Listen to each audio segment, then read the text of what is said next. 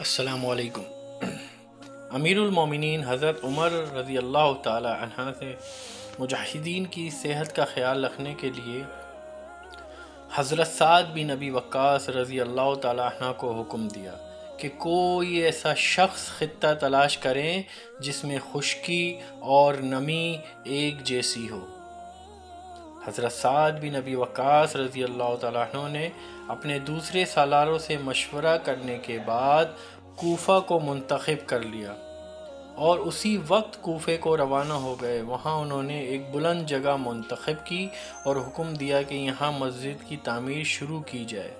ایک تیر انداز کو مسجد کی جگہ کھڑا کر کے کہا گیا کہ وہ چاروں طرف ایک تیر پھینکے۔ جب تیر پھینکے گئے تو آپ نے حکم دیا جہاں جہاں تک تیر پہنچے ہیں اس تمام جگہ کا بازار اور آبادی بنا دی جائے۔ مسجد کے قریب ہی ایک بہت خوبصورت مکان تعمیر کیا گیا جس میں بیت المال کی تعمیر بھی شامل تھی۔ اس عمارت کا نام قصر سعد رکھا گیا۔ چند ہی برسوں میں یہ بستی بہت ہی خوبصورت اور شان والی ہو گئی، یہاں تک کہ کوفہ کو ہی اسلامی سلطنت کا دارالخلافہ بنا دیا گیا۔ حضرت سعد بن ابی وقاص رضی اللہ تعالیٰ عنہ مدائن سے کوفہ منتقل ہو گئے اور نئے مکان میں رہنے لگے، لیکن یہاں شور و غل اتنا ہوتا تھا کہ حضرت سعد بن ابی وقاص رضی اللہ تعالیٰ عنہ پریشان ہو گئے۔ انہوں نے معمار کو بلا کر کہا، مجھے اس شور و غل اور ہنگامے سے نجات دلاؤ۔ اس شور و غل کے لیے میرے گھر کے دروازے بند کر دو۔ معمار نے اس مکان میں کچھ ایسے اضافے کیے کہ یہ چھوٹا سا ایک محل بن گیا۔ اس کے آگے معمار نے مضبوط اور ایک نہایت خوبصورت دروازہ لگایا جو بند ہوتا تھا تو ذرا سا بھی شور و غل اس کے اندر نہیں آتا تھا۔ ایک بار وہاں سے کوئی شخص مدینہ منورہ آیا اور امیر المومنین حضرت عمر رضی اللہ تعالی عنہ سے ملا۔ کوفہ کے متعلق بات چلی تو اس شخص نے امیر المومنین حضرت عمر رضی اللہ تعالی عنہ کو بتایا کہ امیر لشکر حضرت سعد رضی اللہ تعالی عنہ نے محل جیسا مکان تعمیر کروایا ہے اور اس کے سامنے ایک محل جیسا دروازہ لگایا ہے۔ حضرت عمر رضی اللہ تعالیٰ عنہ نے یہ بات سنی تو ایک صحابی محمد بن مسلمہ رضی اللہ تعالیٰ عنہ کو بلایا اور حکم دیا کہ اسی وقت کوفہ روانہ ہو جاؤ اور سعد کے مکان کے دروازے کو بغیر پوچھے آگ لگا دینا اور پھر یہ خط اسے دے دینا اور وہیں سے واپس آ جانا۔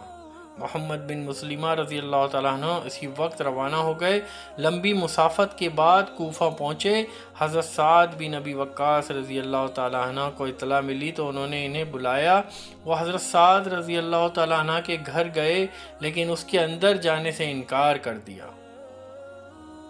حضرت سعد رضی اللہ تعالیٰ عنہ باہر آئے اور انہیں کہا کہ وہ پہلے اندر چل کر کھانا کھائے۔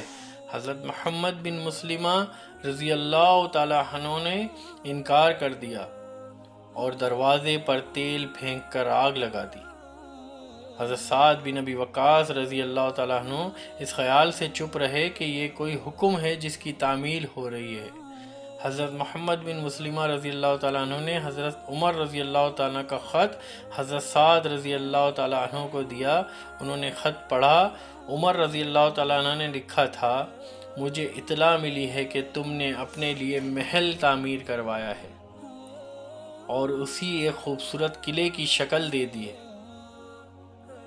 اور تم نے اس کا نام قصر سعد رکھا ہے۔ میں سمجھ سکتا ہوں تمہارے دروازے پر ان لوگوں کے لیے رکاوٹ پیدا ہوگی جو تم سے پہنچنا چاہتے ہیں۔ یہ تمہارے محل نہیں، یہ تمہارا امت کی ہلاکت کا محل ہے۔ اس میں تم نے بیت المال تعمیر کروا کر اسے اپنے محل کا ایک حصہ بنا ڈالا ہے۔ بیت المال پر باقاعدہ پہرہ کھڑا کیا جاتا ہے، اس پہرے کی وجہ سے تمہارے محل میں بھی کوئی داخل نہیں ہو سکتا۔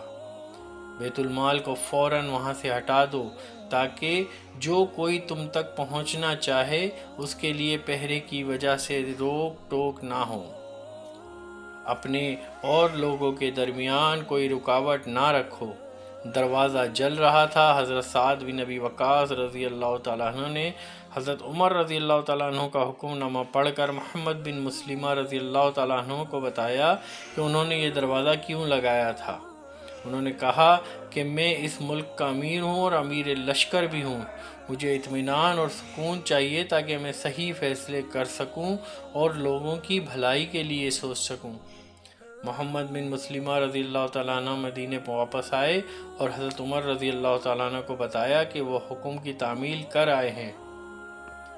اس کے ساتھ ہی انہوں نے حضرت عمر رضی اللہ تعالیٰ عنہ کو بتایا کہ حضرت سعد بن ابی وقاص رضی اللہ تعالیٰ عنہ نے کیا عذر پیش کیا ہے اور اس قسم کا دروازہ لگانے کی وجہ کیا تھی۔ حضرت عمر رضی اللہ تعالیٰ عنہ کی عظمت ملاحظہ ہو، انہوں نے یہ نہیں کہا کہ انہوں نے جو حکم دیا تھا وہ بالکل صحیح تھا۔ انہوں نے محمد بن مسلمہ رضی اللہ تعالیٰ عنہ سے کہا کہ انہیں یہ عذر قبول کرنا چاہیے تھا اور اندھا دھند حاکم کے حکم کی تعمیل نہیں کرنی چاہیے۔ حضرت عمر رضی اللہ تعالیٰ عنہ نے کہا اگر تم نے اپنی آنکھوں سے کوئی اور صورتحال دیکھی تھی اور اس کی صحیح وجہ تمہیں معلوم ہو گئی تھی تو تم میں اتنی سوجھ اور اتنی جرت ہونی چاہیے تھی کہ میرے حکم کی تعمیل نہ کرتے۔ حضرت عمر رضی اللہ تعالیٰ عنہ نے اس وقت حضرت سعد بن ابی وقاص رضی اللہ تعالیٰ عنہ کو پیغام بھیجا کہ انہوں نے جو عذر اور جو وجہ بتائی ہے وہ قبول کی جاتی ہے اور وہ اپنا مکان پہلے کی طرح رہنے دیں۔